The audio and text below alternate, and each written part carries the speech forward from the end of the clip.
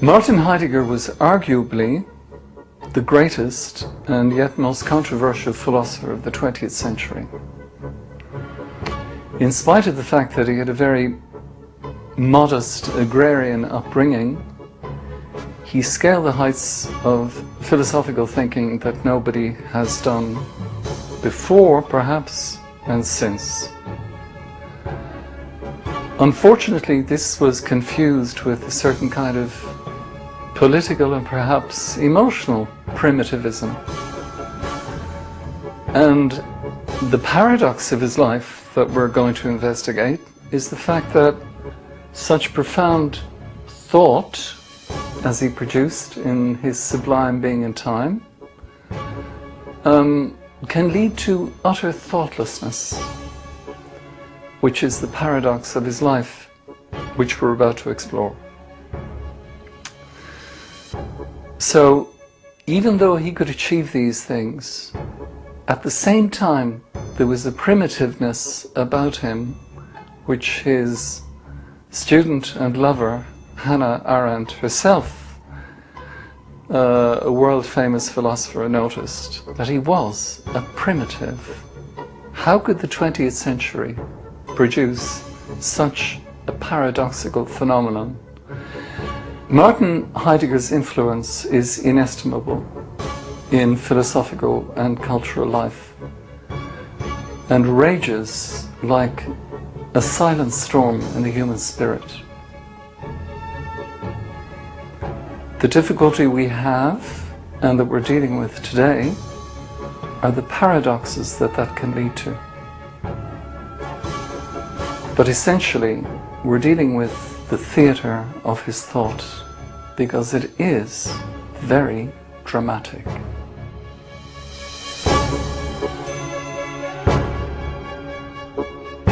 I'm starting here at Meßkirch graveyard, which is the burial place of Martin Heidegger. His major work, Being in Time, is a difficult book to read. What was he talking about in all of this, the question of being? Essentially, what is retrievably knowable from the essentially unknown. And it's not very different from what Arnold Schoenberg, for example, his contemporary, Viennese contemporary, was doing in music.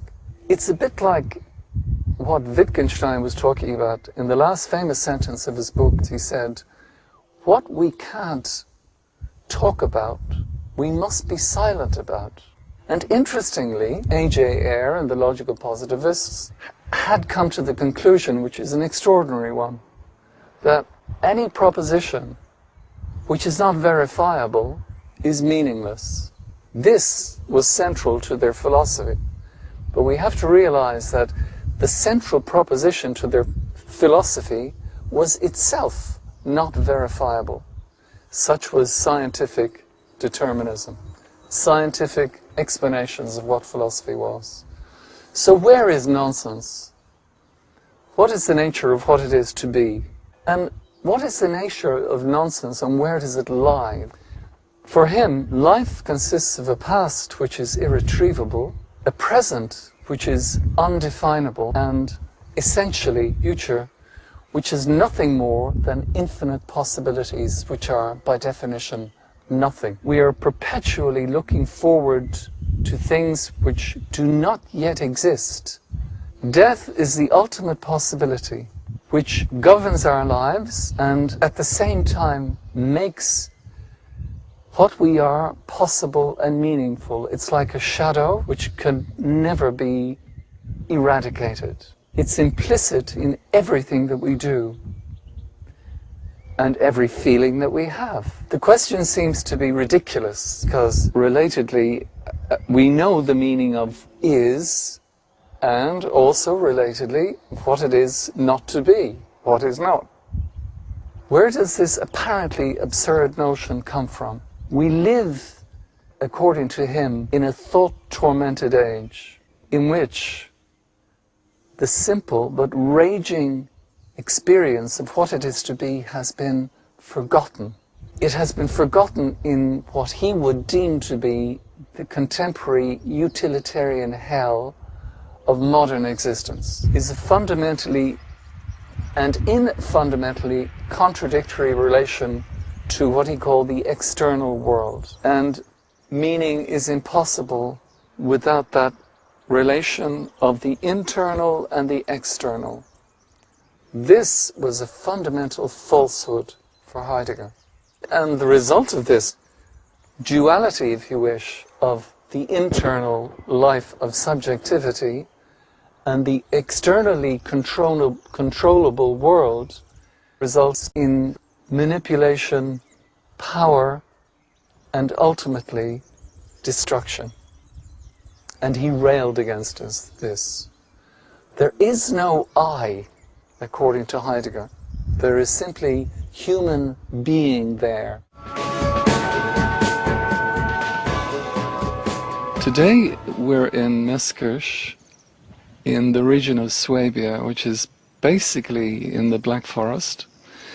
And we're outside the house where Martin Heidegger lived. I try to tell you something about Martin Heidegger and Meßkirch. It's not easy because the philosophy champions discuss it.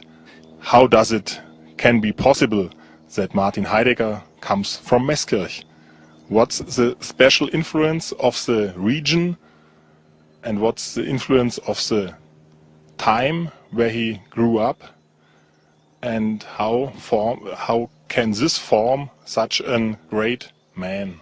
And some explanation is that in the time where Martin Heidegger was born and then grew up in Meßkirch, there was a kind of clash of culture.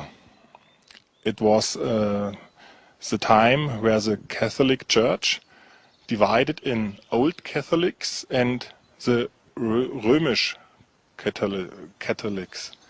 That was the reason why he lived not here in this house from birth, because this was the home of the Old Catholics, and they live here, the Messner, and the church belonged to the Old Catholics, and he was a New Catholic, and this was his church. And so later they moved up to here, the family Heidegger. He went on to become, or try to become, a priest, a Jesuit. Yes. But he was refused on grounds of ill health, eventually. And when he married a Lutheran in 1917, Elfriede Petri, he renounced Catholicism completely in 1919, 2 years later. And yet at the same time, interestingly, before he died, he asked for a Requiem Mass, Catholic Mass, to be said in this church. It's very difficult because Martin Heidegger renounced from the church, but he had also a strong relationship during his whole life. And also he was buried in a Catholic graveyard, which for most people at the time would not have been acceptable if they had renounced Catholicism. Yes. But they accepted him. Why him? Why was he singled out, do you think? I think because he was a very special person. There was a division in his own person, the critical person and the Catholic person. And I think that was accepted because he was a boy from the town, and everybody knew him here. You must imagine he walked here along, go through the castle and talk to everybody. He was sitting in the Hofgarten restaurant and drink some wine with everybody and talk to him like we talk to another. Yeah. Very normal. Yes. He was not only thinking whole the day long and making big things. He liked to walk along the ways here around Meßkirch and talk and look and get the impressions from the landscape. Yeah. Another reason why he was so accepted in Meßkirch was his brother Fritz, because Fritz Heidegger was his whole life in Meßkirch, and he was a very popular person. He was a very famous speaker at the carnival Also in the bad time of the National Socialism, Heidegger talked, also Fritz Heidegger, and a lot of times he was nearly catched from the system because he gave power to everyone. Yes. And he talked what he was thinking. Everybody knew him and everybody liked him, and he was very, very intelligent. Mm-hmm. Some people say he was much more intelligent than Martin. The relationship between Fritz and Martin was very good. Mm-hmm. And Martin Heidegger came during his whole life back to Meßkirch and was a normal person, and that's why the people accept him. Yes. Why such a radically simple and extraordinary philosopher should choose to accept a National Socialism which was quite plainly destructive in some way? I don't think that he was National Socialism. I think he tried to influence the system. I think he thought that he can influence the system because he was very clever, and after 3 years he recognized, okay, I can't influence anything here. And then came the remove. He said, okay, yes, I leave it. Because he kicked out some professors who were social democratic professors, and he said, why?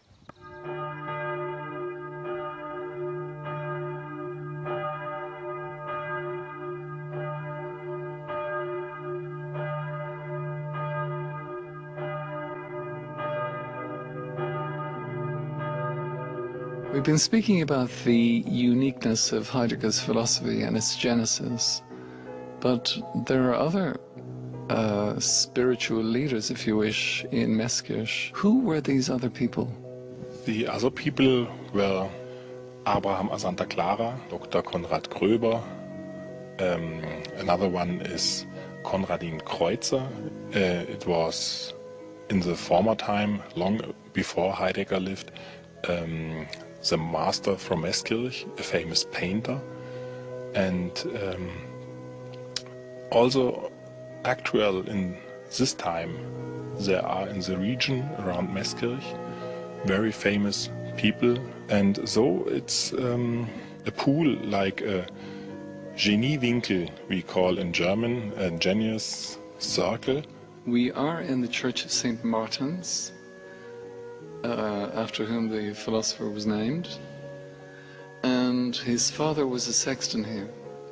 And you may have heard the bells of the church, and the bell ringer himself was Martin Heidegger, who also helped his father in the many menial chores that a sexton has to do, such as cleaning the floors, such as doing very obvious simple tasks.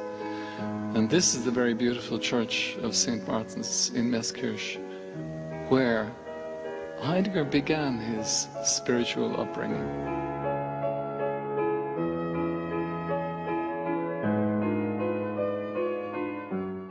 We are now in the Meßkirch Castle, which was originally owned by the Fürstenberg family, who were the beer people, who sold it back to the state in 1961, and it's been extensively renovated. But part of it, the part that you now see, is the Heidegger Museum, established by Professor Fiegel of the University of Freiburg. In this museum here, the city want to make it possible to remember Martin Heidegger and to look at his life, and we tried to make it as simple as possible that non-philosophy people can look at it too, that it is for normal people, that they can look at him and see, oh, it was a great man.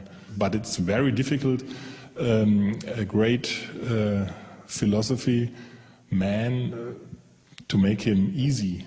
The city also has the Martin Heidegger Archiv, and the Martin Heidegger Stiftung is also located in Meßkirch.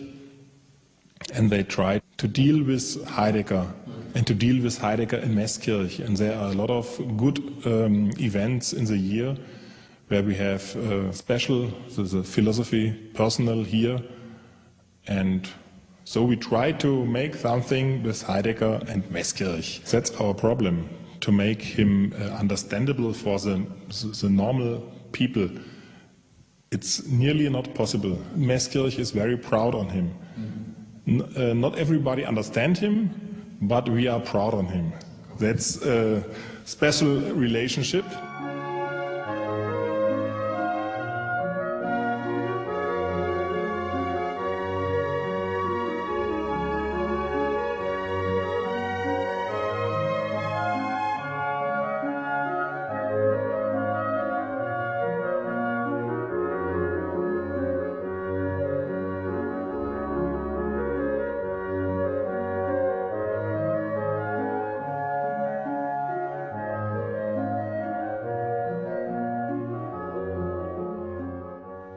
It can be said that thoughtlessness is endemic to thought, and this is a tradition which goes back to Plato's time, when he was involved with the tyrants, much in the same way that Heidegger was involved with the National Socialist movement in the 1930s and beyond, as I mentioned to you. And this is the paradox, that this thoughtlessness derived perhaps from a certain kind of agrarian, rural simplicity, but accepted that the commercialization of civilization was its ultimate destruction. And this is which he wanted to counter, and he did in every conceivable way that he could, in his books, in his writings, none of which bear any characteristics or apparent characteristics to the others in terms of expression, except in terms of his essential question, which is, what is the meaning of being? I'm sitting here at the back of their house in Zeringen, in Freiburg, which they built in the 1990s, rather in 1915, 16, I think, and to which Elfriede Petri, his wife, his eventual wife, made a substantial contribution. Theologically and religiously speaking, it was a very controversial relationship that they had had, because she was quite strict Lutheran, and he a Catholic who abandoned the Catholic faith, as I think I might have mentioned, in 1919. Now, the Heideggers still live here. His granddaughter Gertrude lives here, so the tradition continues. But inevitably it's all built up since they built the place. Particularly this section here, in which perhaps you can't see, but that was built for the man himself and his wife as he grew older, so that the family could take over here. But the essential thing about him is that he radically questioned the notion of subjectivity, of what it was to be human. And his apparent rejection of what you might think to be values wasn't a rejection at all. From his point of view, it was a rejuvenation of value, which is to say, values as things, objects to be imposed on people and determine human behavior, for him was fundamentally false. So, with his notion, going back to the Greeks, of what he called aletheia, which is to say revealing or revelation, that to truthfully live and live in a valuable way was to recognize the nature of what you are, rather than simply accept external demands or determinations which determine how you, cause how you become. And that, as I said before, is the cause of destruction. The notion that the human being is an egocentric individual, or a collection of them, in relation to a world which is objective, factual, propositional, and that relationships gives meaning to what is a fundamental historical mistake. He wanted to go back to what he thought to be the essentials. As I mentioned to you with Wittgenstein, when he said, that of which we cannot speak, we must be silent, he could not be silent about that which we could not speak. And he proceeded, therefore, in ways which were not scientific, but had to be metaphorical. In this sense, he turned to poetry as being the ultimate expression of human truth. We are sitting here at the steps of the University of Freiburg, where Heidegger was professor in 1928. In 1927, Being and Time, his magnum opus, was published hurriedly, in spite of the fact that its virtual, incomprehensible 500 pages seems not like a hurried kind of project, and yet it was unfinished.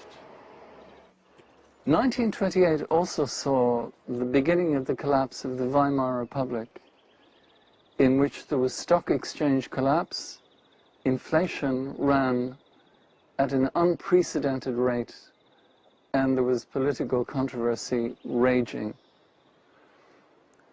A few years later, in 1932, the National Socialist Party was democratically elected to power, and in 1933 began to suspend all democratic institutions and procedures. Similarly, and contemporaneously, Heidegger in 1932 submitted himself as a candidate for the rectorship of the university here. And he also in 1933 suspended any kind of democratic procedures which had taken place at the university at the time. And in fact, in many of his lectures, he, for example, would say things like, the will of the German people is essential, and that will is bound by the total will of the Führer. There are innumerable speeches in which he mentioned the Führer as being what was once the Dasein, human being, essential human being, of philosophical life, became the Dasein of the German people, the Volk. A great deal of controversy has raged about this, about his particular political position and where he stood, not least in relation to his supposed anti-Semitism. Now, it's well known that his wife, Elfriede Petri, was a virulent anti-Semite. The question was he? There are a number of references which are anti-Semitic references in his letters, for example, but it's difficult to reconcile those, which in fact was part of cultural life at the time, but to reconcile those with, for example, his very close relationships with Jewish people, most notably the world-famous, now world-famous philosopher herself, Hannah Arendt, once a student, then a lover. Elizabeth Blockman, for example, another student and lover. His own particular assistant, Max Bloch, all of whom he supported.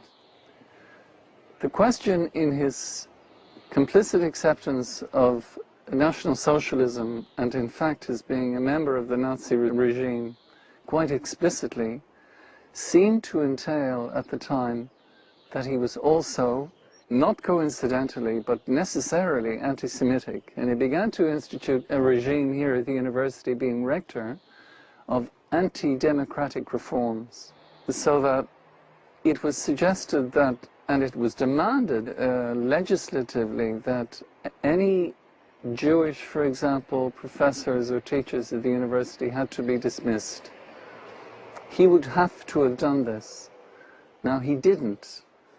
And it would have been very difficult for him, given the fact that his assistant, Max Brock himself, was Jewish, and he promoted him. Although his wife was, as I mentioned to you, virulently anti-Semitic, he could not have been construed as being such. That was part of it. That was his excuse. That was his self-presentation or self-image. So in spite of the support of the National Socialist regime, he seemed to have an ambiguous relationship towards legislation that was being passed, which was anti-Semitic. In a number of books, one by Hugo Ott, himself an academic here at the university, and another by a philosopher, Victor Farias, suggested that anti-Semitism and this militaristic authoritarianism which he presented were implicit in the kinds of works that he was writing, specifically Being in Time. So although Being in Time initially suggested that there was the human Dasein, the human being, if you like, one human being, which was the center of philosophical investigation, became in time Dasein as the German Volk, and that was the problem. So to what extent you can reconcile the existential, individual focus of human being and extend that to the German Volk in general was then and continues to be problematic. He never regretted this. He never, at least not publicly. I know that he said once to his friend Petzet, who also was a professor here at the university, that he made a mess of things. Basically, that his support for the National Socialist regime cast into doubt, into very serious doubt, the legitimacy and authority of his own writings, and undermined them, and hence his historical significance. So that is a serious doubt about Heidegger. To what extent he was actually complicit in his political affiliation with the National Socialist Party. That was and continues to be a problem. And the problem is essentially this: to what extent is his philosophy, or had his philosophy been, fundamentally authoritarian, even militaristic in nature? Because he did call for three things in the supposed reform of the university. In its anti-democratic reforms, he called for three things, as Plato did 3,000 years before him, as being the essential aspects of human academic life, which is to say, labor, war, and academic work or will. The notion of will, which has been predominant in German philosophy, for example with Nietzsche, Schopenhauer, and then again with Heidegger, the notion of the will of the nation became predominant. And this will of the nation consisted, as he said himself, in the towering will, as he called it, of the Führer. The humiliation of Germany in 1918, at the end of the First World War, petrified and numbed the German imagination and provoked in it a crisis of self-destruction which culminated soon after in a period of Nazi atrocity, the extent of which the world had never seen. European culture had come to a catastrophic end. There was a literary philosophical response to this which echoed this disintegration, seeming to beseech an historical reintegration while at the same time deploring the end of a cultural continuity in a fractured, violent language. This violent language, expressed in such works as Ernst Junger, for example, had never been seen or experienced before. It was a language of prophetic dismay. Between 1913 and 1927, there appeared a handful of books, the scope and complexity of which had not been seen before either. Books which were startling both in their originality and extremity. One of them, Martin Heidegger's Being in Time, as I mentioned to you, which was published in 1927, about the same time as Adolf Hitler's Mein Kampf, which in English is translated as My Struggle. The connection between the two was to become oddly calamitous. The first of them, of philosophical sublimity, the second, a volume of almost incoherent racial rant. What they both have in common is, I suppose, this: an imperative towards a total explanation on the part of Being in Time, and a total solution on the part of Mein Kampf.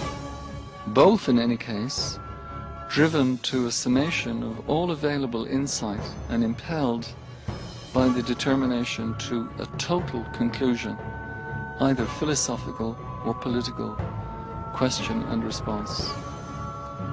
The mechanism driving both, and many other works, seems to be characteristically German, whose idealism consists of, in the first place, an enormous prolixity of language and literary output, and a second, a conviction that there is a final, unified explanation or solution to the myriad specific difficulties of contemporary life.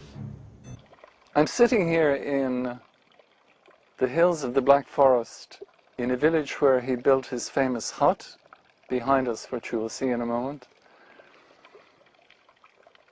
And I have to say that Tod now can be roughly translated as death now, and it's interesting that we should conclude this in precisely the same way as we began, with the notion of death. Certainly entertained quite a number of very famous friends and intellectuals, philosophers, artists at this very modest hut, including people, for example, like the French surrealist René Char, French philosopher Jean Beaufray, the German philosopher Emmanuel Levinas, many of whom visited the hut, which is the place where Being in Time was written. I have to say that he has had, and I can say nothing short of staggering influence on not merely the philosophical world, but the intellectual world in general. Anything from theology to aesthetics, through of course to philosophy, and fundamentally his bugbear, if you wish, technology, which he considered to be the instrument of the final destruction of the world, and from which he said only a God can save us. But he had many, many influences throughout the world, from Richard Rorty in America and many others, through to, particularly in France, Jean-Paul Sartre, Albert Camus, Simone de Beauvoir, for example, and naturally enough in Germany, even to his arch enemies, for example, from the Frankfurt School, including Theodor Adorno, who relied a great deal to a certain extent on Heidegger's ideas. So I just wish to conclude to say that towards the end of his life, he never actually renounced or repudiated his political meddling in the affairs, if you wish, of National Socialism, but he did turn deeply towards a metaphor in the replacement of the silence of being, which you can almost hear here in the Black Forest. That metaphor came through his deep love of poetry and his appreciation of the works, for example, and in particular, of Friedrich Hölderlin, but others. For example, Georg Trakl, Rainer Maria Rilke, and Stefan Georg, all of whom he spoke about and wrote about. And of course, he was also very much involved in the world of painting. In particular, for example, his description of Van Gogh's Woman's Peasant's Shoes, which is being shown in the Amsterdam Van Gogh Museum, which he was impressed by, and impressed the rest of the world, not simply as a representation of a pair of shoes, but as an evocation, if you wish, of what he considered to be the fourfold of life, earth and world being two of them. And this painting evoked in particular the connection between earth, which is the physical world around us and which he is convinced we are destroying, and world, which is to say the world of meaning. So in a sense he defied what Wittgenstein eventually said, that of which we cannot speak we must be silent. He was quite convinced that we can defy this silence to a certain extent in the language of poetry. One of the most poignant episodes, I suppose, in the world of poetry which he investigated was the world and poetry of Paul Celan, the famous Romanian Jewish writer whose parents perished in the Holocaust and who himself was incarcerated. It was Paul Celan whose poetry Heidegger actually actively promoted, such that he invited Celan to the University of Freiburg to give a reading of his poetry, an event which was hugely thronged with people. Heidegger making sure in advance of this reading that the bookshops in Freiburg prominently displayed the works of Celan. At the end of this reading, Heidegger invited Celan to this hut, and Celan, a notorious melancholic, if you wish, and anti-Nazi, actually had a wonderful time here, incredibly. It is supposed. They spoke together. He wrote a famous poem about it, and about the well at which I'm sitting. But I say that, sadly, that very soon after, Celan threw himself into the Seine from a boat and committed suicide, something which Heidegger was always afraid of. So that was one tragic consequence of Heidegger's life, I think, and certainly that of Paul Celan's. But in summation, I'd like to say that he developed his career from a young theologian, priest, through to philosophical anthropologist, you might say, to come to the conclusion after his turbulent political career that it was simply the language of poetry which was our savior, and it's only through poetry that the great silence in being can be expressed.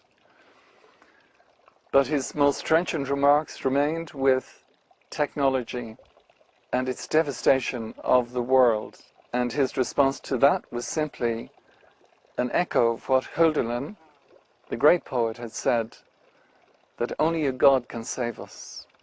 It has often been noticed in Heidegger's thought that in spite of his philosophy of moods, of temperament, of passion, that the very notion of love is absent.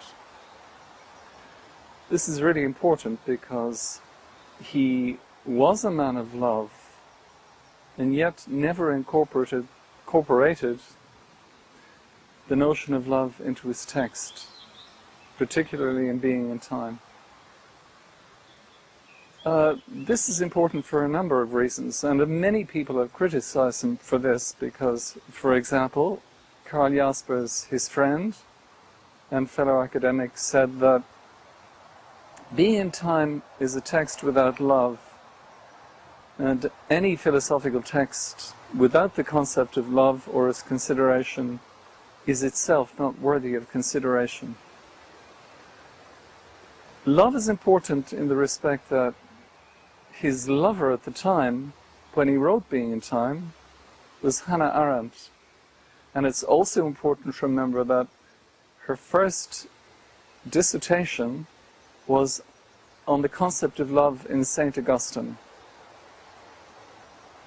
So it, again, is another paradox that we approach, that even though he was in love with Hannah Arendt, and he did say that she was the passion of his life, he did not develop the concept of love in the ontological sense that he treated things like fear, anxiety, and general moods. How are we to account for this? It may be said that perhaps later on he did mention love. Well, in fact, in Being and Time he did mention love twice, but only out of direct quotation from Blaise Pascal and from St. Augustine, and not again. Why is this that death should have assumed such predominance in his philosophy as an ontological possibility, but never love?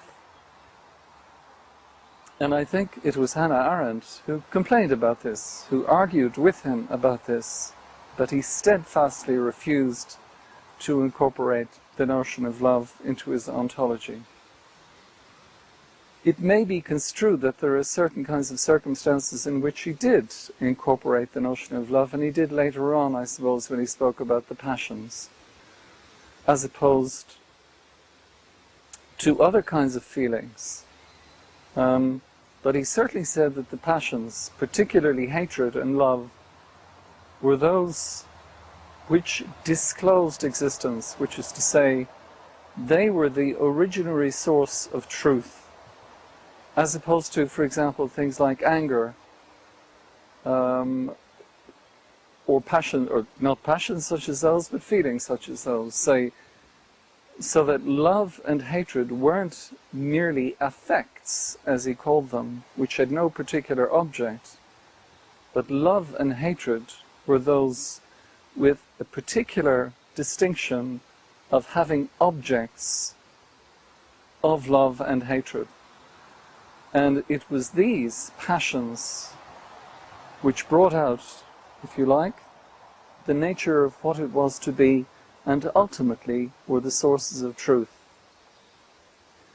Now, we're facing multiple paradoxes here. A man who can love a Jewish woman when she was a student of his, refused to include, certainly in Being and Time, any notion of love as being an ontological category, joined the Nazi Party. What kind of love could that have been? Or what kind of passion could that have been? And it certainly was for him, because he thought that that itself was a source of disclosure, to come to the end of his life as being a deep lover of poetry, music, which he thought, along with passionate behavior, were the ultimate disclosures of what it is to be really human. Totenberg, Black Forest. Martin Heidegger, 1889 to 1976. Across the sward I see it, concealed almost, through this black forest of battalions of pines, static divisions, being without time, in marchless precision, rooted in abject determination. There it is, the sign, needled in floral insularity, window glinting in the death-now hills, through shadows of crisp gloom, Heidegger timber statement in high-scented moors. There the clearing, sweep of light, on precipitous slope in the eye-bright vista. There the hammer dwelling in the fissure of illumination. See the house of the thinker, the enclosure in the wild, a planked human space in the gaze of fleeting gods, holding out against the ravages of forgetfulness and loss. And there the well, drunk from, in homage to the ancients, in thirst of longing for the mouldering knowledge of extinction. But the seer doesn't know, the oracle cannot see, and in his hut, drunk with nous, he undeclaims the word in silence and tolls the bell in darkness. Nightfall softly snuffs a candle, shadows bloom like moths, and eclipsed echoes in shapes of sleep dry the bones of unknowing.